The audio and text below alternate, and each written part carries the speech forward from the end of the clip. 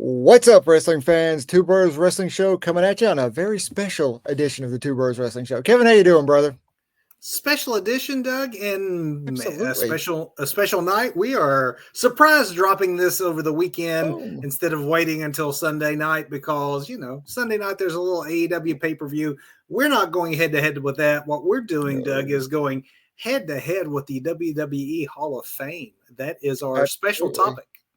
Absolutely. Clearly, Tony thought that, counter programming was in order and, put on a pay-per-view on our Sunday night show. So we'll just go on another night. No problem, Tony. We see what you're doing. Hey, you're not going to derail us from our annual analysis Mm-mm. of the WWE Hall of Fame. One of my favorite parts of WrestleMania weekend, one of my favorite shows that we do every year, getting a chance to talk about the merits and matches and moments of the incoming class. And because of that, Doug, because it's a WrestleMania all the time for us here in the next two or Yeah, three it is. shows, we are not having our normal format, no news. Because we're filming this early, we're not going to bother with news or match of the week or things like that. We are heading straight to that main event. Diving in head first with our eyes closed to talk about all your favorite Hall of Famers from this year's ceremony. And whether or not we think they are actual Hall of Famers. But before we get to the individuals, well, I guess maybe before we even get to the new category, as it were, the immortal moments, I want to talk about the one thing that is conspicuously not there yet. We're only a couple of weeks out from Mania, so have you noticed we do not have a Warrior Award nominee I yet? Yes, and now correct me if I'm wrong, but did we have a Warrior Award last year? I'm thinking Yes, no. We did yes. have one last year. So this is the first year without the Warrior Award then. Okay. This is also the first year without Dana Warrior, so Oh, yeah, there we go. I There we don't go. know if that is the cause, but there has not yet been word one way or the other as to whether or not there will be a Warrior nominee, recipient, whether it'll be part of the broadcast, or if Dana Warrior being let go from the company last year has something to do with the fact that we Right. do not have a nominee this year. So that is gone. What we have in its place is something new for the 2025 I Hall like of new. Fame. Mm-hmm. New. I like new too, and I actually kind of like Yeah. this concept. And I wanted to see what you thought of it before we actually talk about what this year's immortal moment inductee is. Let's I start love this that. discussion with I gotta the idea of the immortal moments. Well, first of Um, all, I love the name Immortal Moment. I mean, you have WrestleMania, the showcase of the immortal, so it seems appropriate to have an immortal moment at the Hall of Fame ceremony. it's kind of like what the Rock and Roll Hall of Fame does. That Yeah. sometimes they induct a song instead of a performer. Like I Mm-hmm. think famously, like Chubby Checker, who's I think up this year. Like the twist, of course, is you know is one of those earworms that have been with us since the dawn of time. That song is in. Chubby Checker didn't do much else outside of that, so Chubby Checker is not. Um, Mm-hmm. I think that this could work the same way. I like this idea better than I do the idea of a celebrity wing, for example, and I Yeah. even like it better than the Warrior Award just because of whom it's named after. Yes, yes, I do like this a lot more. I like it much better than the Warrior Award. I like the concept of the Warrior Award. I don't like it being associated with Warrior though, but Yeah, no, I agree with you. It's not a bad idea to give, as long as it's someone really WWE related. Sometimes it can be kind right. of a stretch to Yes. shoehorn Yeah. someone in.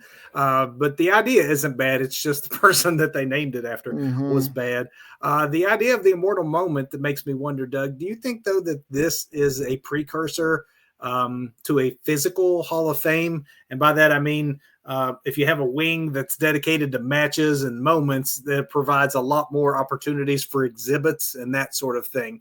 Um, I think it absolutely does, even if it's nothing more than like a traveling Hall of Fame that we get more of I guess more of like a pop-up Hall of Fame where every year when there's a WrestleMania, whatever city it's in, we have a Hall of Fame pop-up and it has yeah. the physical Hall of Fame that folks can go through while they're there. Yeah, I think that they've always kind of talked on long range goal of having a physical space. They do take it Hmm. sort of a traveling show, as it were, every year for Right. Mania, and some of the other big pay per views as well. I do think that this whole idea of immortalizing matches and moments is Hmm. something that can really play into that a lot. Which, let's go ahead and get into the inaugural immortal moment. So your very Let's do first this. Yeah. inductee is that WrestleMania 13 Classic between Stone Cold Steve Austin and Bret Hart. Um, Right. Doug, I don't think anybody's going to argue, the famous image of the blood rolling down the face and the passing out. I mean, Yes. you're not. I mean, who can quibble that this match doesn't belong in a I Hall of Fame? exactly. This is. I mean, these are Hall of Famers in the Hall of Fame. Yes. Yes. This. I have no argument at all that this should not be there. My one quibble, and it's not a quibble against the match, it just seems to me maybe an odd place to start. If we were going to start with Mania matches during Mania weekend, you think that they would maybe go chronologically, either that first main event with Hulk and Mr. T, or the first great WrestleMania, which was three, Steamboat Hmm. Savage or Hogan Yes. Andre. I think it's strange that they just jump straight to 13 and start there for some reason.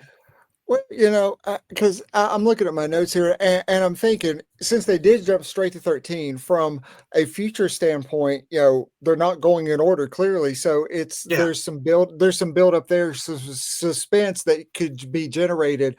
What's this year's immortal moment? What's, along with, okay, who's getting inducted this year? So I think it's clever from a marketing standpoint. Although, like you, I do think it is odd that they didn't just start with start one from the and go beginning. forward. Or Yeah. if you want to do, like again, I'm using the Hall of Fame of rock and roll as an analogy, but when they did their first Hall of Fame, they got like who you'd expect, like Elvis is going like Right. if you're not going chronologically, then if you were picking like greatest Mania matches of all time, it would be HBK Taker or that Steamboat Mhm. Savage match. So I do Yes. think that 13 is not a place to start. Could it be just a practicality matter of both these men are available and they'll Well, be there? there's that as well. There's Yeah, obviously that, but yeah, okay. There's totally that, but still, I think I want to argue it just from the marketing point, just because it's just good marketing to start to build a suspense, and you can but generate some heat. you can't just predict which one it's going to be because we're going one, Right. two, three, four. Exactly. Exactly. We know, okay, this year's coming from WrestleMania 3. Obviously, that's Steamboat Savage, but you can't And do immortal that this way. moments. I mean, it's not a WrestleMania immortal moment. I mean, it could be SummerSlam '92 and Brett and Oh Bulldog. I yeah, mean, yeah, yeah. you don't have to limit yourself to Mania. I don't think it's not like they lay out the criteria for this the way that Well, and it's the wrestling, Baseball so it Writers could Hall of Fame do. change. Yeah, it It could can change at any change. moment. Let's see, inaugural moment. Yeah, I don't think from my notes, it doesn't really say anything about. I mean, it talks about Doesn't have to match be Mania. significance, but Yeah, that could be good. yeah. Goodness. Obviously, a lot of the Hall of Famers themselves come from outside of WWE. So if one day you're inducting Race Flair or something like that, I mean, they could. They own all of wrestling history. Mm-hmm. They could go a lot of ways with this. I like the concept. I do like Yeah. the concept. Same. Same here. Um, so let's get then into the actual inductees and not this new category. We, I believe, have what looks to be in some years a full slate. Some years we've had as many as six, some years Mm-hmm. five, some years four. And that's what we currently have. And with only a little bit of time left to go, unless they decide to do a Warrior Award and announce it, I think along with the immortal moments, they probably have a full enough show that these four may be it. Right, because there's not a celebrity this year, right? No No, celebrity, no one inducted, or at least not yet. I mean, they've got not yet. no one announced anyway. So So let's start with a tag team. these dudes, A tag team that better known to the world as Earthquake, Typhoon. Together, they were the Natural Disasters. John Tenta is better known as Earthquake. You have Fred Ottman there on the right, better known as Typhoon. Doug, resume-wise, these guys were a one-time WWF tag team champions. Uh-huh. Pull my notes on these Your dudes. memories of them, Doug. I can recall them forming. I can remember like Jimmy Hart, like trying to find Earthquake a tag team partner. He Right. tried with like Hulk Hogan, or not Hulk Hogan. I think it was Andre, and they turned that Uh-huh. in an angle when Andre wouldn't do it or whatever. And that's how we ended up with the Natural Disasters. I recall them teaming or feuding against Legion of Doom. I can remember that when they went from bad, evil large man to faces, and then they began feuding with Ted DiBiase and Money Inc. Do you have any strong memories or attachment to the Natural Disasters?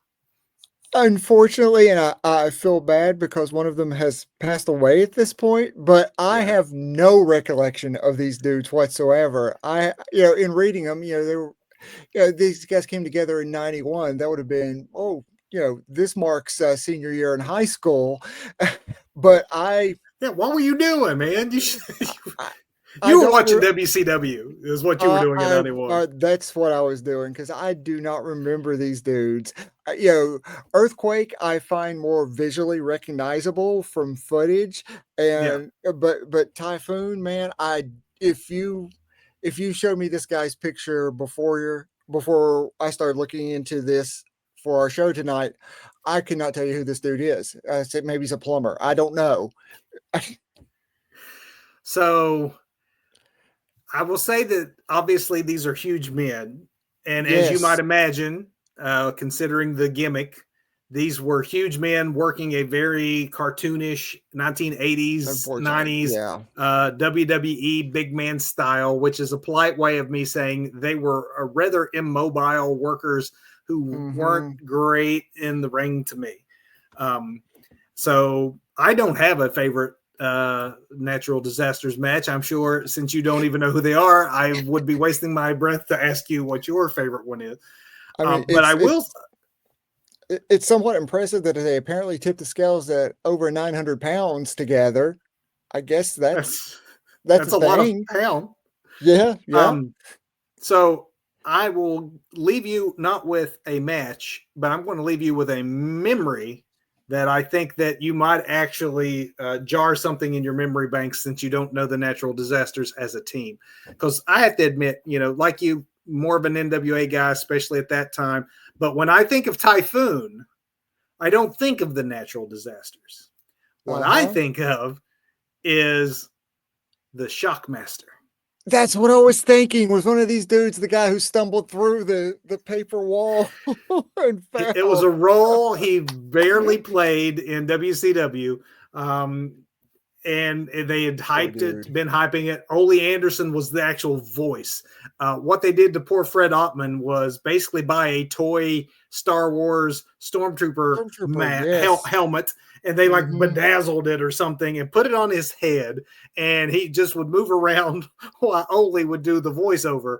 And when he made his big debut after a few vignettes saying he was coming, he burst through a wall, trips while going through the wall, and as such, the toy helmet goes rolling off and produced probably the most famous epic fail in the history of live televised wrestling. Exposed his face, ruined the gimmick before it even got started, and people laugh about it to this day. So is that enough to get this tag team into the Hall of Fame? That's where we get to the verdict part of it. And I have to say, maybe an immortal moment one day, as far as Shockmaster tripping through the wall, as literally one of the most Right. famous fails in wrestling history, just the total blooper reel. Google it if you haven't seen it. It's worth it. You'll laugh every time. As far as the natural disasters as a tag team, I know we're usually pretty lenient on these Hall of Fame shows, but this year's class is a little different. And I will start with this one by saying this one's kind of a pass for me. Yeah, same here. Because, like you said, I have no recollection of these guys as a tag team other than historical documentation way after the fact. And And I so, remember them and can tell you that I don't see it. So, fair um, enough. yeah, sorry again. You know, John supposedly was a nice. Actually, they both are supposedly nice men. Just to me, you can be good. You can be someone that people remember for various reasons. The gimmick, the falls, whatever. But as far as Hall of Fame worthy, that's a level that natural disasters just don't get to. Agreed. Which takes us Ah, to our female recipient this year, one Michelle McCool. Um, Michelle, she emerged from the old WWE Diva search that some of you out mm, there, if you're old enough, will remember. Her resume includes becoming the very first Divas champion. She's also a former WWE Women's Champion, and then she unified those two championships to become the first and only WWE Unified Divas Champion. She would end up a 4-time world champion overall.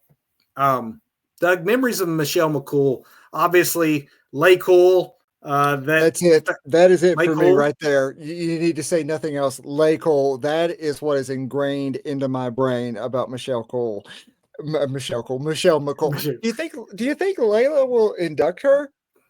I, I would hope Layla's there. Honestly, I would hope that this might be a start of Layla getting her due one day because I yes, loved Lay Cool. I thought they were I great. love Lay Cole. Uh, Absolutely. as friends and then as foes. Definitely Blake Cool is my riding memory of Michelle Hmm. McCool. I also do recall her becoming the very first Divas champ, which was memorable also.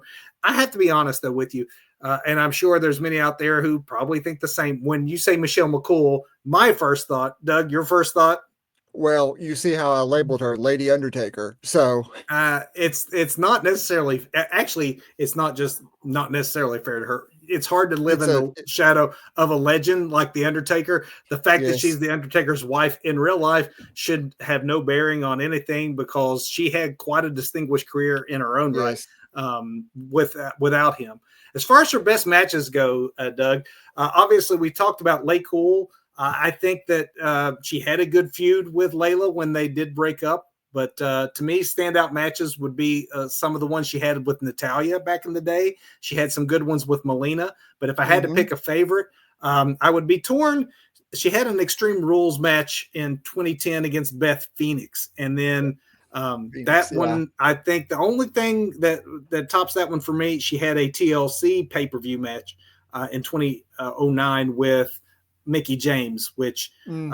I think wasn't a TLC match. It was on the TLC 2009 pay per view, just Right. to be clear. But it was, I think, my favorite Michelle McCool match. But it's really close. You could Ah, toss up any one of those with Beth and her, or Mickey and her, hmm. and they're winners, both of them. Yeah, I lean towards more towards the Phoenix, but Yeah. like you said, either one goes great. So for me, McCool is that in between generation, that talent where we still were doing the eye candy sexism of the Vince McMahon attitude, era, and it was Right. between there and But before the full Divas evolution. Um, so I think in that way, Michelle and Beth and that group of women were kind of ahead of their time. Um, absolutely, because these are girls who could go. You know, she they was a good worker. Yeah, they would yeah. fit. She could when she comes back today, even after long layoffs on her occasional Yes. appearances, she still stands out, which makes me know that in her physical prime, if she was younger and in today's women's class, she would Oh still yeah. be able to do what she Absolutely. did then. So I do think that generation really gets overlooked because they aren't the some of the Trish Stratus or um, gosh, Molly Holly. Like Hmm. there's that generation, and then there's Yeah. the evolution, and then there's the ladies that came between. And Michelle's one of those that were in that generation between. But I think she deserves it in her role just for being that bridge of moving women's wrestling forward to what we have today. I think that pioneer spirit that she maybe doesn't get enough credit for is enough to warrant a Hall of Fame induction in my mind. Absolutely. And come on, her finisher is the Styles Clash. Come on. Absolutely. So that's 2 bros with 2 thumbs up on Michelle McCool. Absolutely. Which moves us a little backwards in time. Lex. To this man, the total package, the Lex Express.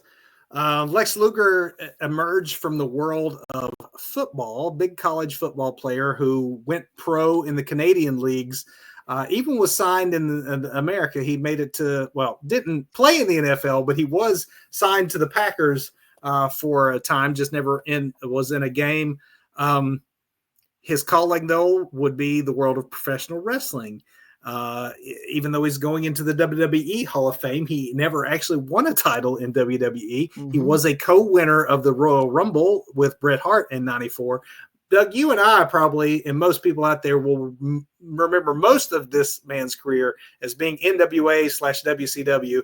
He is a 2-time WCW World Heavyweight Champion, as well as a 5-time U.S. Champion, holding the record for the most total days as champ and the most consecutive days as U.S. champ.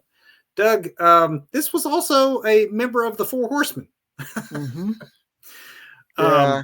I know that's not OG Four Horsemen. That's the way we all think the four, but I guess it's as close to OG as you can get. He's not the worst offender as being in the Horsemen. He was the first substitute, as it were. When they kicked Ole out, he took Ole's place. Of course, Ole was older than the rest, was probably on his way out. I would have maybe – I like as far as substitute versions go, I think I prefer the Barry Windham version, but we got Lex. Yeah. We fall into line way too much on these things sometimes, but is that your first memory of him when he was like around the Horseman time, or do you remember him? I am thinking around the Horseman time because we're both old marks, but I've got to be honest, I've never was a fan of Luger, babyface heel. Luger really never clicked with me. And when we got into this whole Lex Express and this whole thing, it's a character that never clicked with me. In any incarnation, Lex just never clicked. I don't know what it was, what never got him over for me, but tons of people love him. And, checking out some stuff on like DDP and seeing how he's, getting Lex. I mean, poor Lex is in some bad shape, and DDP's been working with him to get him just the stand. It's heartbreaking, really, watching this stuff. If you only remember Lex from the picture on your screen, it is shocking to see, because, not being in good shape is the last thing anyone would ever say about Lex Luger back in the day. Right. My first memory of Lex was actually in the magazines. I was an avid reader of all the after mags, as they were called. And he started his career in championship wrestling from Florida. So before I ever saw him on my TV, I was reading about him in Pro Wrestling Illustrated and the like. And then when he finally showed up on Mid-Atlantic in Jim Crocker Promotions, showing up in Georgia, showing up in the Carolinas, I was excited to see this guy who was this, look at this guy. Had this physique of a Greek god, and that was about it. Because then the bell would ring, and the match would start. And Lex was not an exciting worker.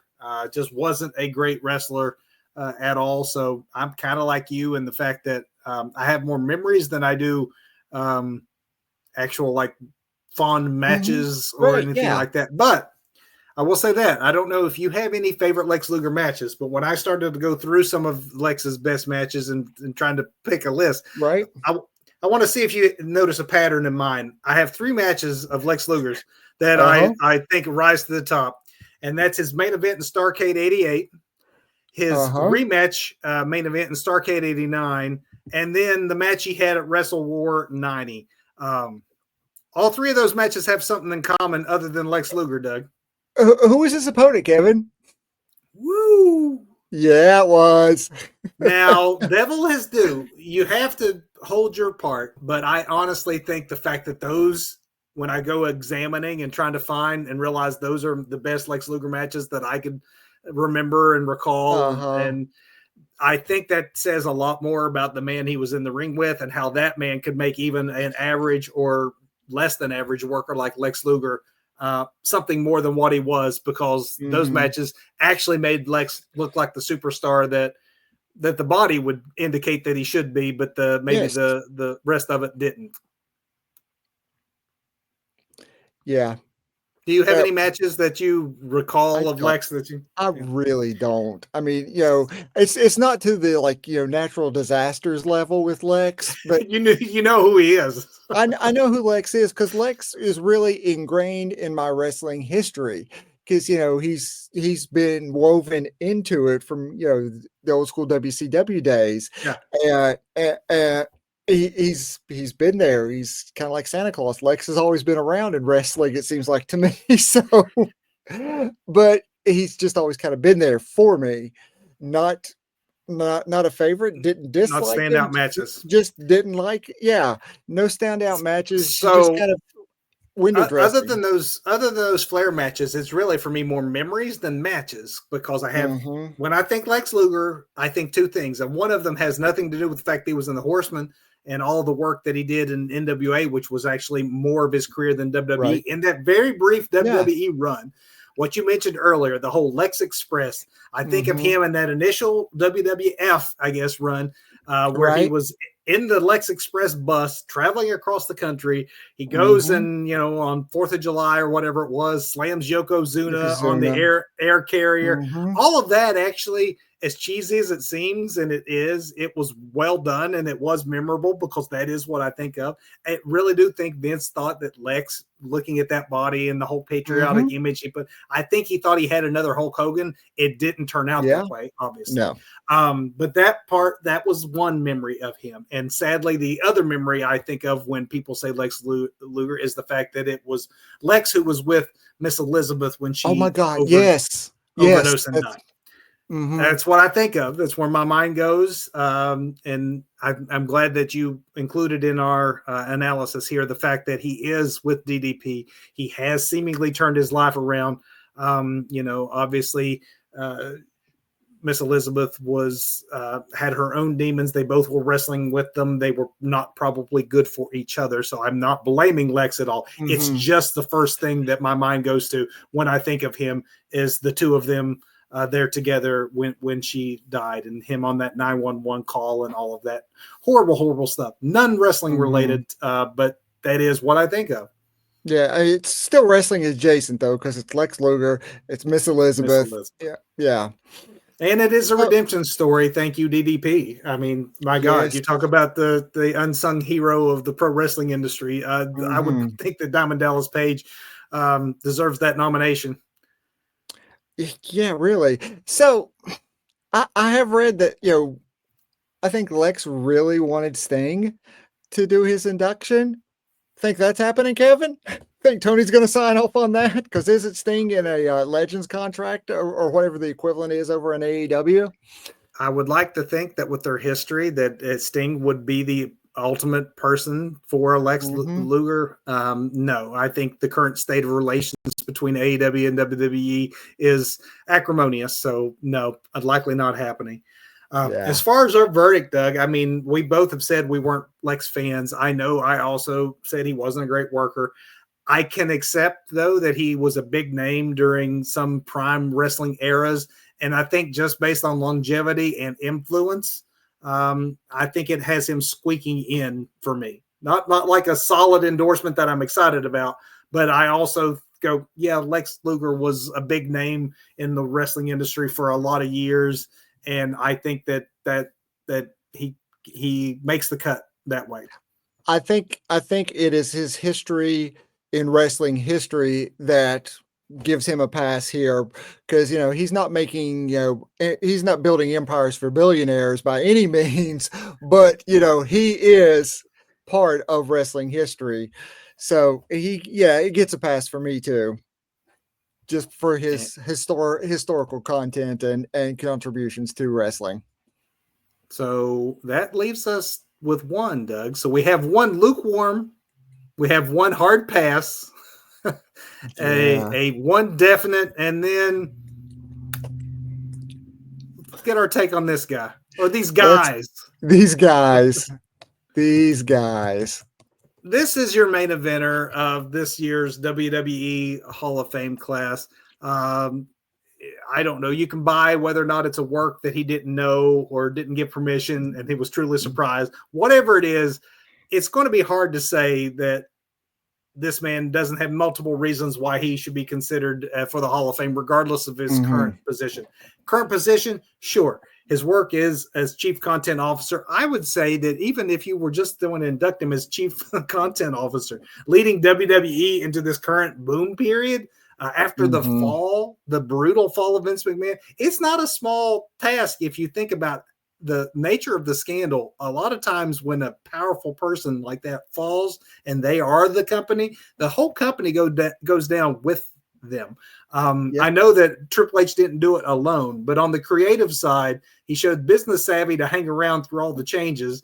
And then when it came time to be given the reins, he ran with it and has done a bang up job. So let's give him his flowers for that.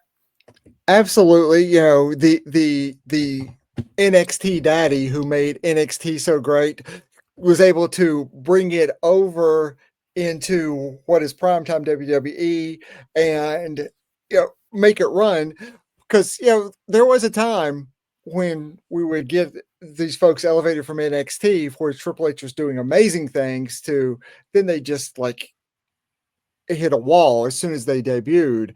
I'm looking at Karrion Kross with his all leather, Pulp Fiction Gip outfit that Vince sent him out there in, which was ridiculous when he was such a beast in NXT. But it almost seemed like, I don't know, at that time it almost seemed like Vince was making Triple H, pay for transgressions of making NXT better than the main roster at the time.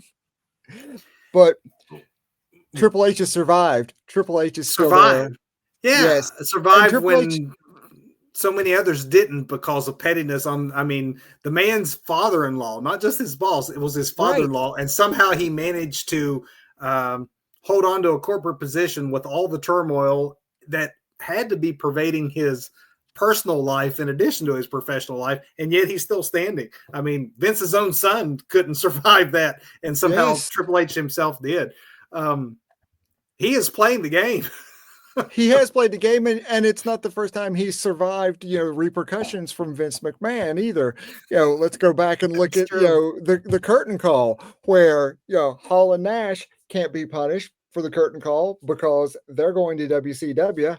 HBK is a main eventer at the time. He can't be punished. Vince has got to make an example of somebody because he doesn't want his workers out there breaking kayfabe and hugging and saying goodbyes, especially in a venue like Madison Square Garden. So Triple H is the one that gets booked to crap and has to do his penance, and he takes it and survives it. And he is the game, the cerebral assassin. So that's a great transition because you're going into his wrestling career, because up to this point I've been giving him his kudos as the content officer, which is really, that's Paul Levesque. Let's talk about Triple H. Let's talk about the wrestler Triple H. If you could grant me this resume a moment. So this is going to take a second because it is lengthy. A 14-time world champion, 9 of those WWE championships, 5 world heavyweight championships. He's also a 5-time intercontinental champion, a 1-time tag team champion. I'm surprised there was only 1 time, but that was with Shawn Michaels. A 2-time world tag champion, once each with Shawn Michaels, once with Stone Cold Steve Austin. He is a 1997 King of the Ring winner, a 2002 and 2016 Royal Rumble winner. He is the 7th ever Triple Crown winner and the 2nd ever Grand Slam winner in WWE. That is I mean, you can't argue with that. I know it's predetermined. I know it's scripted, but you don't give that many accolades to someone that doesn't have drawing power in the business. Yeah, because I think there's a lot of hate that goes towards Triple H because of who he's married to, and I mean, he's called the Game, and clearly he does know how to play the game too. And But you know, most of everything I just talked of is pre Stephanie and pre marriage, and that's where yeah, people forget he wasn't always the creative director in WWE. yeah, we didn't live in the what McMahon what's it called, the Helmsley McMahon or McMahon Helmsley era forever. You know, there's a lot that went on. Of course, he was I mean, the click essentially was right there with Vince, which sounds very bad to say in today's climate and knowing what we know or allegedly what's gone on with Vince, but the click was right there in the thick of things, and he was right in there as part of the click with HBK, Nash, and Hall, and X Even Pac later. So even even prior to that, I just want to know: do you actually have any remembrance of him in WCW? He had a very that's where he debuted, terrorizing, right? I terrorizing. I have vague memories maybe of Like, seeing him, but yes. I don't know if it was going back and watching some of that stuff or See if I that actually saw it at the time. Because that was I that don't. weird period for me. I was in college in the mid 90s and I was kind of in and out of wrestling. I wasn't watching as often Mhm. just because I didn't have cable, all that stuff. I think he probably really popped on my radar when he became Hunter Hearst Helmsley, the British blue blood in WWF. It wasn't a strong first impression for me because the gimmick Mm. was very Vince McMahon cartoony, and I just the bows and all of that. I wasn't paying attention to the work or the possibilities, or the potential of the man. I was just looking Right. at this character and was like, no, thank you. No, yeah, it didn't work. I don't like you. I don't know if I remember terrorizing from that terrible name from WCW and seeing It's like terrible name. historical documentation of him when he was that, or if I actually caught him in WCW as terror. I don't remember, Yeah, but it's terrible. Really, he came on my radar as the aristocrat evolved into the degenerate, yeah, along that's with it. Shawn Michaels, and then from there, the rocket was strapped to him. That character, the aristocrat, was whatever, but then you put him in the Triple H, DX, the degenerate. That's where that he's right at home there, especially with Shawn Michaels and the two just being just fools together. Once you got rid of the Helmsley part and you shortened it to Triple H, it was the Mhm, 90s, the Attitude Era. The whole thing, it was just, like you said, rocket ship at that point, main events, DX shenanigans. It was the mhm, Attitude Era. It really, DX was able to, it was like the NWO, as cool as the NWO was, they got to a point where they reached practice and standards at Turner Sports and could mhm. push the envelope no further. DX didn't have those restrictions. So they took the NWO formula, gave it to Yep. DX, and then it became cooler because they didn't have any reins on them. They were allowed to do kind of whatever during the heyday of what was the Attitude Era. Um, it was also a time when you could still shock people. Let's be honest. Some of that Yeah. stuff now wouldn't hold up as well. But Oh, no. the moments that they created, whether it's the Tank invading The tank. WCW, there's so many DX moments. The stuff with China, um, I mean, it was fantastic and ingrained in the memories of any fan of that time. But Mhm. unlike some of the people we've talked about tonight, where we maybe talk about how they left us with more moments than matches, that's not the case with Triple H. Um, Mm. it's actually hard to say some of my favorite Triple H matches because there's so many to choose from. So I'm going to go over a few that are my favorites. I'm going to save my all-time favorite though for last on this list. I got four Okay, four for you. okay. I'm just going with two because I wanted to be conservative. Something you'll never hear me Uh, say again. But well, I, I might I've maybe overdone. I bet my two overlap with your four. I'm going to guess so. So when I get to your favorites, jump in with me if you All would, right. because I'm calling out Triple H versus Daniel Bryan at WrestleMania Mhm. 30, because I Excellent. think that was one of the very best openers for a WrestleMania ever, because they had that great stipulation being that if Bryan would win, he'd wrestle again later in the main event for the title, which of course by the end of the night Bryan was holding gold, something a lot of folks thought would never happened, and Triple H, as the gateway, Mhm. you kind of knew Triple H was going to lose that one, but it was a great match. Yes. Another moment, though, another match where Triple H helped mint a guy that fans wanted, but that the industry and Vince McMahon didn't. That's my other match. We're not supposed to talk about this one. You know what I'm going. You know where I'm Yeah. going. That Yep. triple threat main event, Triple H versus Shawn Michaels versus Chris Benoit, where Benoit finally broke through, won his Yes. first WWF World Title. Take everything about Benoit aside, and just the moment of it, that match was very special. Mhm. And, there's just two examples right there of, yes, he's the game. Yes, he's the cerebral assassin. And yes, I know it's a McMahon thing where, what's best for business. He gets the business though. He knows to put them over, when to put them over, and has his finger on the pulse of the audience because at that point, Benoit should have been over. You know, it he did what was right for the business and for the person. Again, take everything, separate what Benoit did from the talent he was in the ring. Got to do that here. Yeah, I was in standing in my living room with tears in my eyes. That's how that moment hit me, and it's weird that it's kind of ruined now Yeah. by the real world tragedy. But the match itself was fantastic. If I haven't hit your two favorites, then your two I think we're favorites are coming up. my two favorites too, because the three straight stages of hell match at No Way Out 2001, Stone Cold Steve Austin. That one is hard to beat, Yeah. and on certain days I would say maybe that is the best Triple H match if it wasn't for this other one. But on this day, I'm giving it my runner-up position. For those who Uh-huh. don't know this, the three stages of hell was Stone Cold Triple H. First one was a straight-up match. Austin won. Second was a steel cage Yep. match, won by Triple H. And then that final fall was an awesome street fight with Triple H coming out on top. Super intense, just awesome. All Yes. awesome. Yes. Yes. Now, I'm super curious because that would have been my runner up.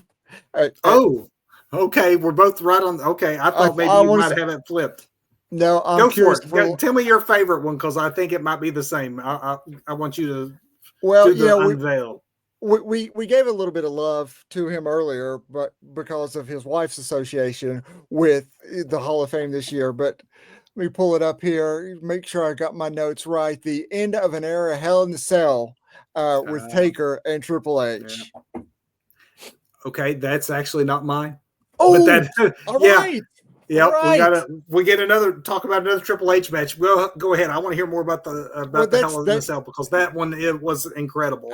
Because I mean, again, an understanding of how you're doing the transfer there, doing the end of an era, even how he's wrapping things up. Because it really is unfortunate to me that Triple H has this heart condition. Fortunately, even though he didn't realize it at the time, it could have been very, very bad for him, and we could be talking about him posthumously at this point with his induction. But he got the treatment he needed.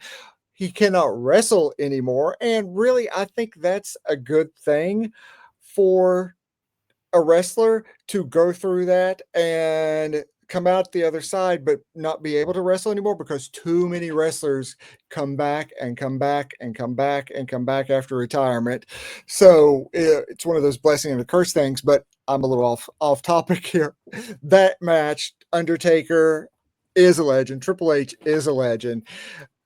And, My, I don't talk about it a lot, but I am a huge Triple H fanboy. I always have been from yes, seeing him yeah, in yeah. DX. I will say, yes, one of my favorites of all time. But that match is Yeah. Hell in a Cell didn't always fare well on the Mania card. Mm-mm. That is, I mean, wouldn't say problem. That is the best Hell in a Cell that had ever taken place at Mania, and a great Hell in a Cell. I'm glad though that we Yeah, had me one in too. common, because my favorite all-time Triple H match Uh-huh. is the street fight for the championship against Cactus Jack at Royal Rumble 2000.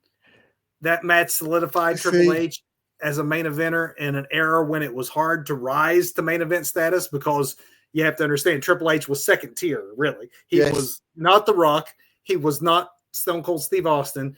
And then here you have guys like Mick Foley and Triple H who go out and show that we're going to make a little space in this like little duo of Rock Austin and push our way into the main event.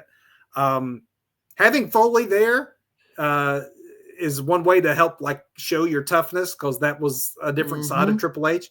Again, I mentioned it before, at a time when it was hard to shock people. This was at the time you didn't have AEW doing this on a Wednesday night on Dynamite. This type of blood and violence that AEW now presents every week was used sparingly then. And so elements of this match were shocking for its time. Thumbtacks and the barbed wire bats before they became cliche. This was brutal and it was awesome. It was an all-timer for me. I love this match so much. I can watch it. It still holds up. Any of these matches, I would suggest. Because I came so close to bringing Foley into this, but I was like, I could literally do an entire show just me rambling about Triple H for like 2 hours, but we don't need that. I mean, I made this with like all the Triple H's, all the Triple H's.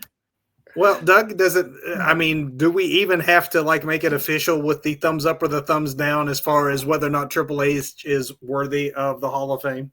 Yeah, I think everybody watching knows where I stand on this one. And we've been glowing about him for what is a main event time frame here. We've given him his main event here on our show tonight. Absolutely. He is the main event. He is the main event. He's the slam dunk. I think overall, if you look at this class, you do have an absolute obvious headliner in Triple H who is worthy. I think Michelle McCool is worthy. I think it's not the strongest of classes, though, only because the other inductees are maybe a little less than they've been in prior years. One that I'm not sure even deserves to be there. One that just barely makes the cut for me. But I think that by the end of the night, people are going to mostly remember Triple H's speech, because I imagine that he is, with all the other duties he's going to have going on that weekend, he's got to be setting aside some time to figure this part of it out. So a little speculation here. Who inducts Triple H? Because, there's talking about matches. Mick could definitely do it. Taker could do it. HBK jumps to mind as someone. Yeah, absolutely. Does Nash do it? Because Nash and Hall could have done it. You could have the entire clique there to do it. Well, not the entire clique anymore, but X-Pac. Does Stephanie do it? Does the guy who's a Paul Levesque guy do it? So many options for him. My prediction is Vincent Kennedy McMahon. Yes, and that's where he announces that he has purchased TNA. I think that a Shawn Michaels with an assist from other members of DX and or the Clique would be apropos, and it wouldn't surprise me if there were multiple folks that get up and speak about Triple H, Stephanie included. Would be, she could be the McMahon who provides the context of his career in WWE before he was an executive. I look forward to that speech. I look forward to the Hall of Fame. I always do. And with that, Doug, we have come to an end of another Two Bros Wrestling show, and our last show before we do a couple of specials. We are going to, as you can see across the bottom of the screen, our next two shows, just like this one, following an all WrestleMania format. We are going to go against our traditional time frames. We are bookending WrestleMania weekend for you with a preview before it starts live on Thursday, the 17th. And then after Mania weekend is over, before we start the new season of Raw on that Monday, we will be live before WWE is live on Netflix, giving our thoughts on everything that had happened over the weekend. It is the most wonderful time of the wrestling year, and we appreciate you spending. Christmas. It's Wrestling Christmas, man. Yes. And we appreciate you all joining us for it. Absolutely. Thanks for dropping by. Thanks for spending time with us. Thanks for sitting through my 20 minutes of talking about how much of an awesome person Triple H is. I won't do it again unless somebody brings it up. And Don't forget to like, subscribe, all that good fun stuff. Just thanks for watching, folks, and go watch some wrestling. See ya. Good night. Thanks.